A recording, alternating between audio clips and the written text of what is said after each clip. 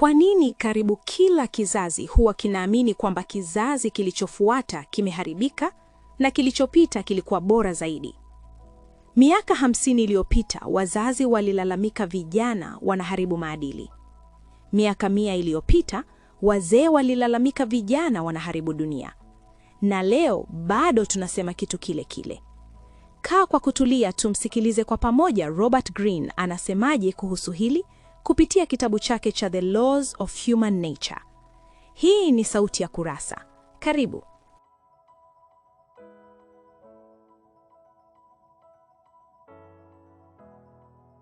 Sheria ya 17. The Law of Generational Myopia, yaani upufu wa kizazi au kutoweza kuona nje ya mtazamo wa kizazi chako. Robert Greene anaeleza kwamba karibu kila mtu ana tabia ya kuamini kuwa kile anachokiona katika ujana wake ndicho ukweli wa kudumu wa dunia. Tunadhani maadili, mitindo, teknolojia na mitazamo tuliyokulia nayo ndiyo sahihi zaidi au ndiyo itakayodumu milele. Lakini ukweli wa kihistoria ni kwamba kila kizazi kina roho yake, spirit of the times, ambayo huunda namna watu wake wanavyofikiria na kuishi. Fikiria mtu aliyezaliwa miaka ya 1950 au 1960. Wengi wao walikulia katika dunia ambayo ilikuwa na mfumo tofauti wa mawasiliano, kazi na mahusiano. Teknolojia ilikuwa ndogo, mamlaka ya wazazi na taasisi ilikuwa kubwa, na mafanikio yalihusishwa sana na kazi ya kudumu katika kampuni moja kwa muda mrefu. Kwa mtu kutoka kizazi hicho, ni rahisi kuona mitandao ya kijamii au kazi za kidigitali kama vitu visivyo na uthabiti au visivyo na maana sana. Lakini kwa mtu aliyezaliwa miaka ya 1995 au 2000, dunia hiyo ya zamani inaweza kuonekana polepole sana au yenye mipaka mingi. Hapo ndipo generational myopia inaonekana.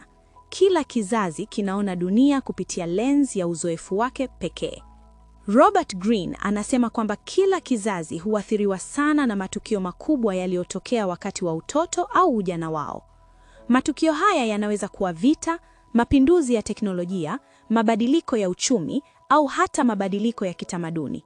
Matukio hayo yanaacha alama ya kisaikolojia ambayo huunda namna kizazi hicho kinavyotafsiri dunia.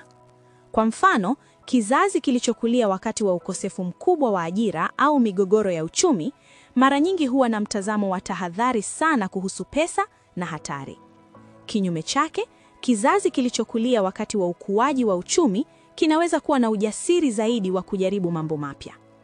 Lakini tatizo linatokea pale mtu anaposhindwa kutambua kwamba mtazamo wake umetengenezwa na wakati wake wa kihistoria. Anadhani anafikiria kwa mantiki safi, lakini kwa kweli anaathiriwa na mazingira ya kizazi chake. Hii ndiyo myopia, aina ya upofu wa karibu. Unaona vizuri kilicho karibu na uzoefu wako, lakini huoni picha pana ya historia.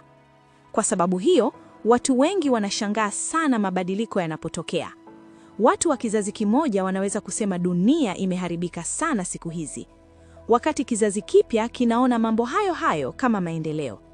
Kwa mfano, mziki, mitindo ya mavazi au hata maadili ya kijamii mara nyingi hukosolewa na kizazi kilichotangulia. Lakini kihistoria, jambo hilo hutokea kila wakati. Kila kizazi kinapokuwa vijana huwa kinavunja baadhi ya kanuni za wazazi wao ili kuunda utambulisho wao wenyewe. Greene anashauri kwamba ili uwe na hekima zaidi kuliko watu wengi, lazima ujifunze kutambua roho ya kizazi chako. Hii inamaanisha kujiuliza, ni matukio gani makubwa yaliathiri watu wa umri wangu?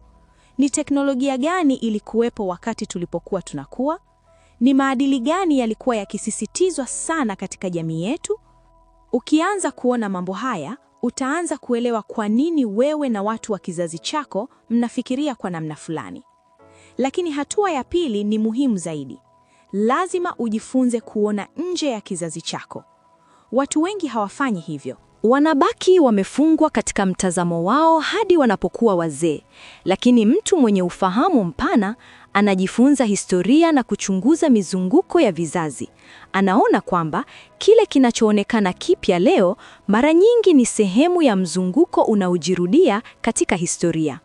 Kwa mfano, katika historia mara nyingi kuna mzunguko kati ya vipindi vya uhuru mkubwa wa kijamii na vipindi vya nidhamu kali zaidi. Kuna vipindi vya ubunifu mkubwa wa kitamaduni na pia vipindi vya utulivu na uhifadhi wa maadili ya zamani. Kila kizazi kinapenda kufikiria kwamba kiko katikati ya mapinduzi yasiyowahi kutokea, lakini ukiangalia historia kwa muda mrefu, utaona mifumo inayojirudia. Kuelewa sheria hii inakupa faida kubwa katika maisha. Kwanza, inakusaidia kuelewa watu wa rika tofauti bila kuwahukumu haraka. Badala ya kusema hawa wazee hawaelewi dunia ya leo au hawa vijana hawana maadili, unaanza kuona kwamba kila kundi linaathiriwa na mazingira ya kihistoria. Hii inaleta uvumilivu na hekima katika mawasiliano. Pili, inakusaidia kuona mwenendo wa siku zijazo. Kwa sababu kizazi kipya huwa na maadili na mitazamo tofauti na kilichotangulia, mara nyingi wao ndio wanaosukuma mabadiliko makubwa ya kijamii. Ukiweza kuelewa kile wanachothamini na kile wanachokikataa, unaweza kutabiri wapi dunia inaelekea. Wafanyabiashara, viongozi na wabunifu wengi waliofanikiwa wana uwezo wa kusoma roho ya kizazi. Hatimaye, Robert Greene anasisitiza kwamba mtu mwenye hekima anajitahidi kuwa na mtazamo wa muda mrefu zaidi kuliko kizazi chake. Anasoma historia, anaangalia mizunguko ya kijamii na anajifunza kutoka kwa vizazi vilivyopita. Hii inamruhusu kuepuka makosa ambayo watu wengi hufanya kwa sababu ya kufungwa katika mtazamo wake wa muda mfupi. Kwa hiyo, Law of Generational Myopia inatukumbusha kwamba mtazamo wetu wa dunia haujatengenezwa tu na akili zetu binafsi, bali pia na wakati wa kihistoria tuliokulia.